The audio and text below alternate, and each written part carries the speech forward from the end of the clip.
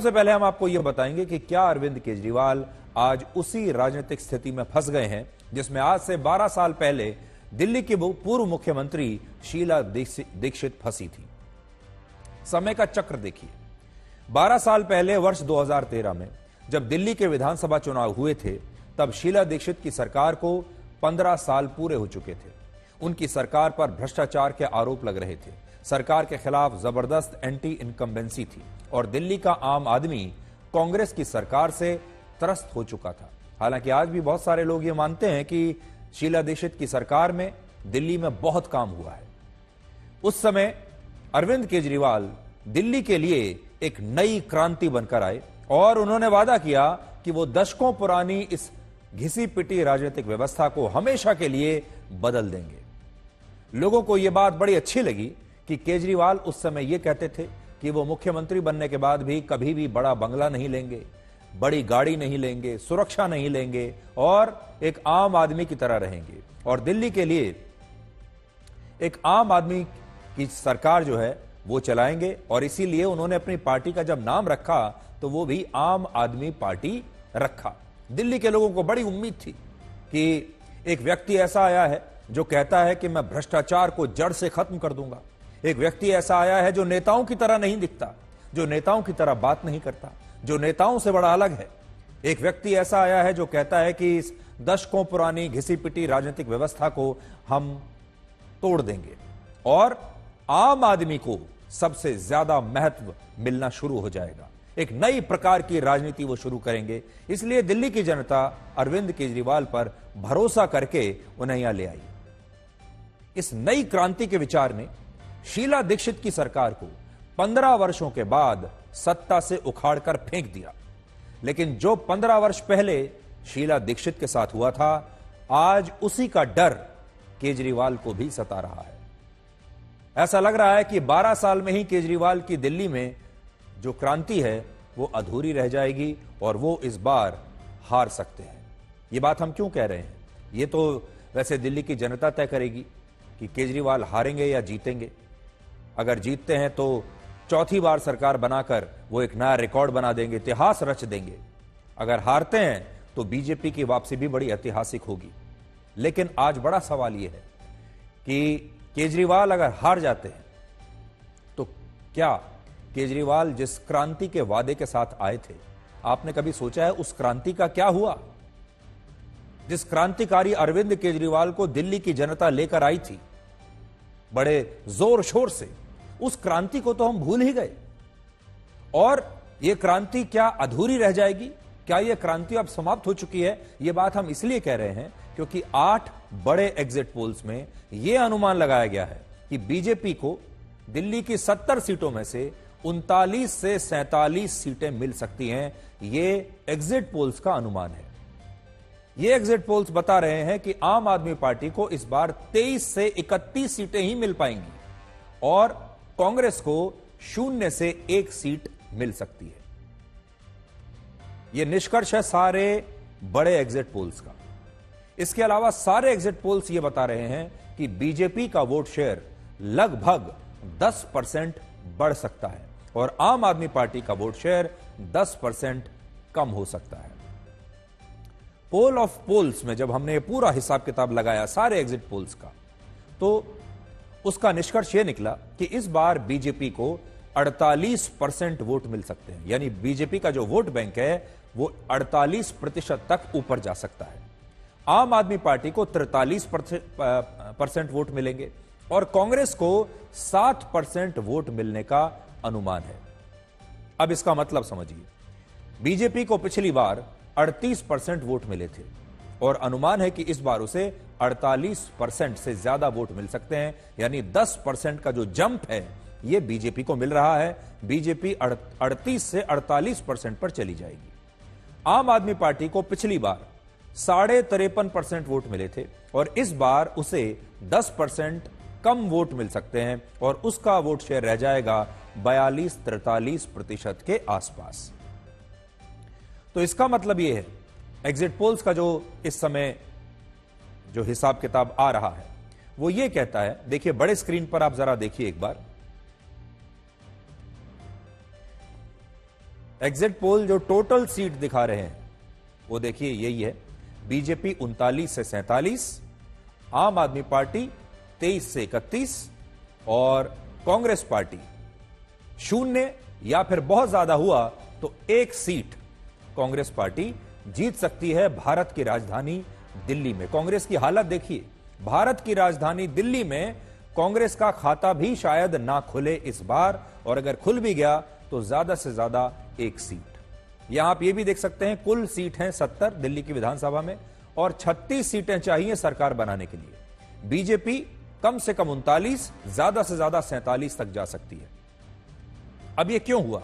आम आदमी पार्टी की सीटें तो आ रही हैं 23 से 31, लेकिन अगर आप वोट शेयर देखेंगे तो 10% गिरने के बाद भी आम आदमी पार्टी का वोट शेयर अभी भी 42-43% के आसपास अभी दिख रहा है। सोचिए, पिछली बार बीजेपी का वोट शेयर 38% था, उससे भी 4% ज्यादा अब 10% गंवाने के बाद भी आम आदमी पार्टी का वोट शेयर इस समय दिख रहा है। तो जो स्थिति आपको दिख रही है, आम आदमी पार्टी का जो 10% वोट है यह बीजेपी में जाकर मिल गया। ऐसी स्थिति में संभव है कि बीजेपी दिल्ली की 70 में से 50 सीटों को भी जीत सकती है, क्योंकि 10% वोटों के स्विंग होने से सीधे सीधे 45 से 50 सीटों के समीकरण बदल जाएंगे। और पिछली बार आम आदमी पार्टी ने 53% वोटों के साथ 70 में से 62 सीटें जीती थी, और बीजेपी ने 38% वोटों के साथ सिर्फ 8 सीटें जीती थी। हालांकि यहां पर हम एक बात स्पष्ट करना चाहते हैं कि हरियाणा में, महाराष्ट्र में, झारखंड के चुनाव में एग्जिट पोल्स गलत साबित हुए थे, और लोकसभा के चुनाव में भी एग्जिट पोल्स का अनुमान गलत निकला था। इसलिए इतनी गुंजाइश आप छोड़कर चलिएगा कि हो सकता है इस बार भी एग्जिट पोल्स गलत ही साबित हो जाएं। कौन जानता है कि दिल्ली की जनता ने क्या कहा है, उनका मूड क्या है। एग्जिट पोल्स तो कहते हैं कि बीजेपी आ रही है, लेकिन हो सकता है कि एग्जिट पोल्स गलत भी साबित हो जाए। बड़ी बात यह है कि अब जो एग्जिट पोल्स ये कह रहे हैं कि बीजेपी की 50 सीटें आ सकती हैं, क्या 8 सीट से सीधे 50 सीट पर पहुंच जाना, इतनी बड़ी जंप बीजेपी लगा सकती है? इतनी बड़ी छलांग 8 सीट से सीधे 50 सीट, और केजरीवाल के पास इतनी सीटें हैं। पिछली बार 62 सीटें थी, 62 से भी कितनी भी गिर जाएं, 25 सीटें भी अगर आप केजरीवाल की कम कर लेंगे, तब भी अरविंद केजरीवाल की पार्टी सरकार बनाने की स्थिति में रहेगी। तो क्या दिल्ली की स्थिति ऐसी हो चुकी है कि अरविंद केजरीवाल की पार्टी बिल्कुल ही उखड़ गई है? उखड़ी तो बिल्कुल नहीं है, क्योंकि 42% वोट शेयर तो एग्जिट पोल भी दिखा ही रहे हैं अरविंद केजरीवाल की पार्टी का। तो 42-43% मतलब अच्छा वोट शेयर है।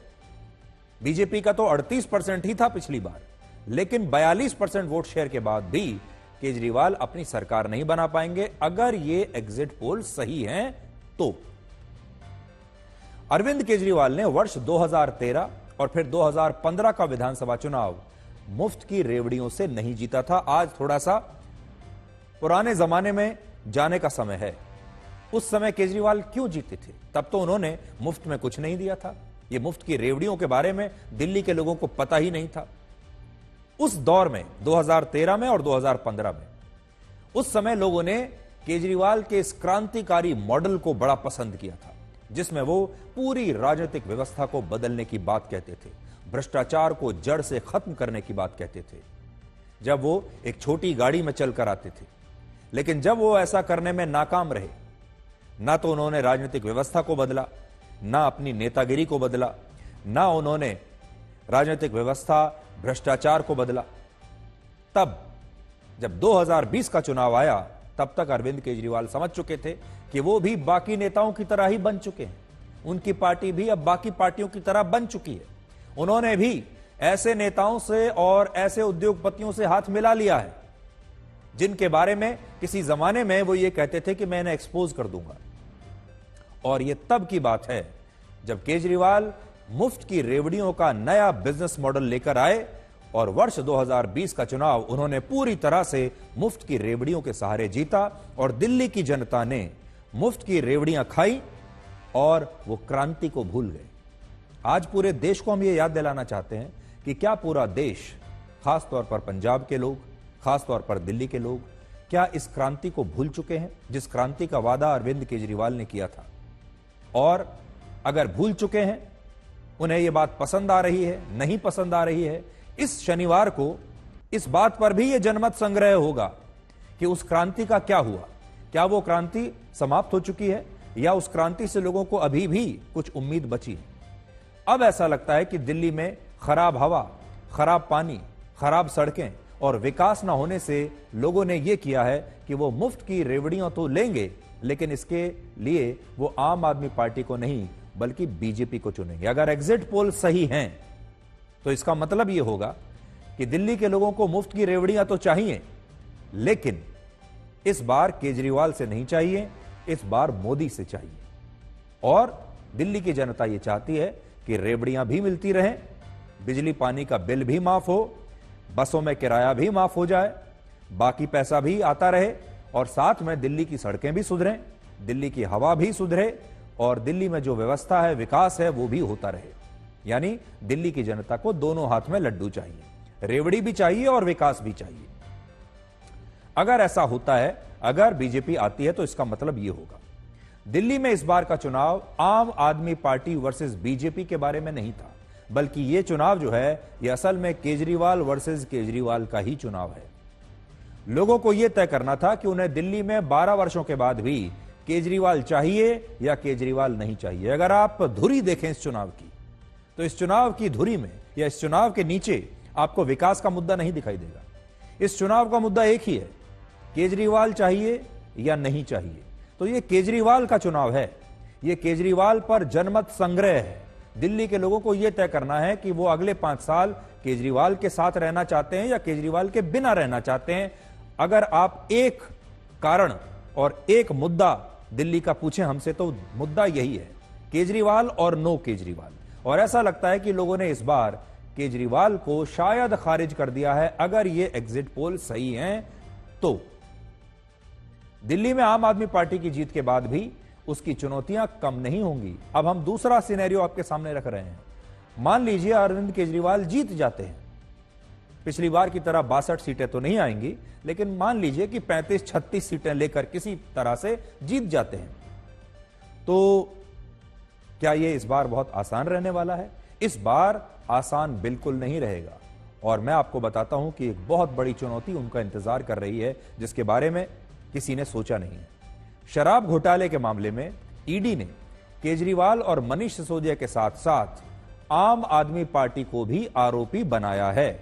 और यह देश में पहली बार ऐसा हुआ है जब किसी घोटाले में नेताओं के साथ साथ एक पार्टी को ही आरोपी बना लिया गया है। और अगर आम आदमी पार्टी के खिलाफ ये सभी आरोप सही साबित हो जाते हैं तो आम आदमी पार्टी की मान्यता रद्द हो जाएगी और उसके सभी विधायकों की सदस्यता भी इसके बाद खारिज हो सकती है। इसलिए चुनाव जीतने के बाद भी अरविंद केजरीवाल की और आम आदमी पार्टी की ये मुश्किलें कम से कम नहीं होने वाली हैं। ये एक बहुत बड़ी चुनौती उनका इंतजार कर रही है, क्योंकि उनकी पार्टी इस समय आरोपी है। वो खुद आरोपी नहीं है, पार्टी ही आरोपी है। और अगर आम आदमी पार्टी इस बार जीत गई तो केजरीवाल दिल्ली में चौथी बार सरकार बनाने का एक नया रिकॉर्ड बना देंगे। इसका मतलब यह है कि केजरीवाल जीते या बीजेपी जीते, दिल्ली की जनता इतिहास तो बनाने ही वाली है। दोनों ही तरह से दिल्ली में एक नया इतिहास लिखा जाएगा। केजरीवाल जीते तो 4 बार सरकार बनाने का नया इतिहास, नया रिकॉर्ड वो कायम कर देंगे। अगर बीजेपी जीती तो वर्ष 1998 के बाद दिल्ली में 27 साल के बाद बीजेपी का यह वनवास खत्म होगा और बीजेपी दिल्ली में सरकार बनाएगी। आप सोचिए, प्रधानमंत्री मोदी को कैसा लगता होगा कि उन्होंने लगभग पूरा देश जीत लिया, 3 बार लोकसभा का चुनाव जीत लिया, लेकिन वो भारत की राजधानी दिल्ली को नहीं जीत पाए। और अगर कांग्रेस इस बार भी शून्य पर ही सिमट गई तो यह भी एक नया रिकॉर्ड बनेगा, क्योंकि कांग्रेस लगातार तीसरे चुनाव में 0 पर सिमट जाएगी। और इसलिए दिल्ली के नतीजों के बारे में इस बार राहुल गांधी के लिए भी काफी सारी सीख छिपी होंगी।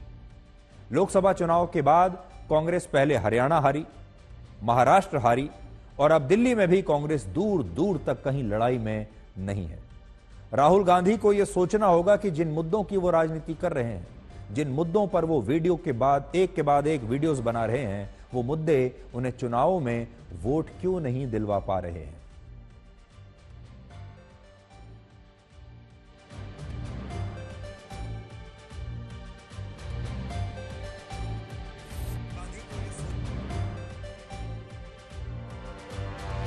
तो पूरे देश ने लगातार काफी समय से ये देश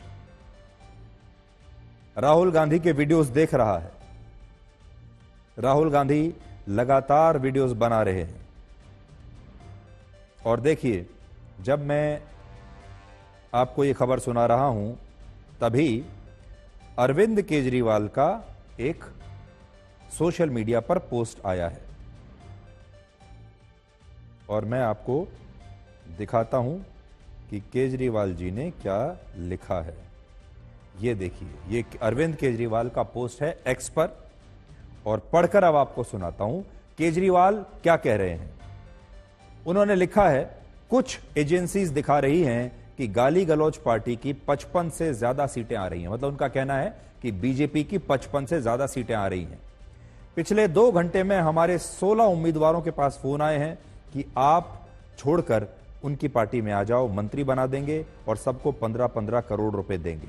अगर इनकी पार्टी की 55 से ज्यादा सीटें आ रही हैं तो हमारे उम्मीदवारों को फोन की क्या जरूरत है। जाहिर तौर पर यह फर्जी सर्वे करवाए ही इसीलिए गए हैं ताकि माहौल बनाकर कुछ उम्मीदवारों को तोड़ा जा सके, पर हमारा एक भी आदमी नहीं टूटेगा। अब से 26 मिनट पहले अरविंद केजरीवाल ने यह लिखा है सोशल मीडिया पर और इसका मतलब यह है कि बीजेपी कह रही है, कुछ एजेंसियां एग्जिट पोल कह रहे हैं कि 55 से ज्यादा सीटें आ रही हैं बीजेपी की, लेकिन बीजेपी हमारे ही उम्मीदवारों को फोन करके तोड़ने की कोशिश कर रही है और कह रही है कि 15-15 करोड़ रुपए ले लो और हमारे साथ आकर मिल जाओ ताकि बीजेपी सरकार बना ले।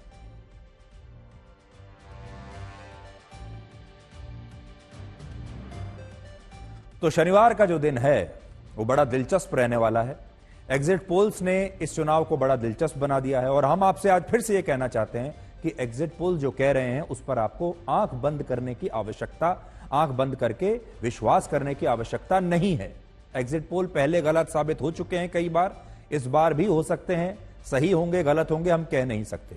एग्जिट पोल्स को आप एक इशारा समझिए, अगर गलत भी साबित होते हैं तो एक मनोरंजन की तरह लीजिए और देखिए कि यह चुनाव कितना दिलचस्प हो चुका है। लेकिन बड़ी बात यह है कि क्या बीजेपी 8 सीट से सीधे 50 पर पहुंच जाएगी और क्या अरविंद केजरीवाल की पार्टी 62 सीटों से सीधे 20-25 सीटों पर पहुंच जाएगी? क्या यह संभव है? इस शनिवार को इस बात का जवाब पूरे देश को मिल जाएगा। तब तक हम विश्लेषण ही कर सकते हैं और वही हम आपके लिए आज कर रहे हैं। लेकिन एक बात आप याद रखिएगा कि अरविंद केजरीवाल अगर जीत भी जाते हैं तो इसका मतलब यह है कि दिल्ली की जनता उस क्रांति को तो कम से कम पूरी तरह से भूल चुकी है जिस क्रांति का नाम लेकर वो सक्रिय राजनीति में आए थे।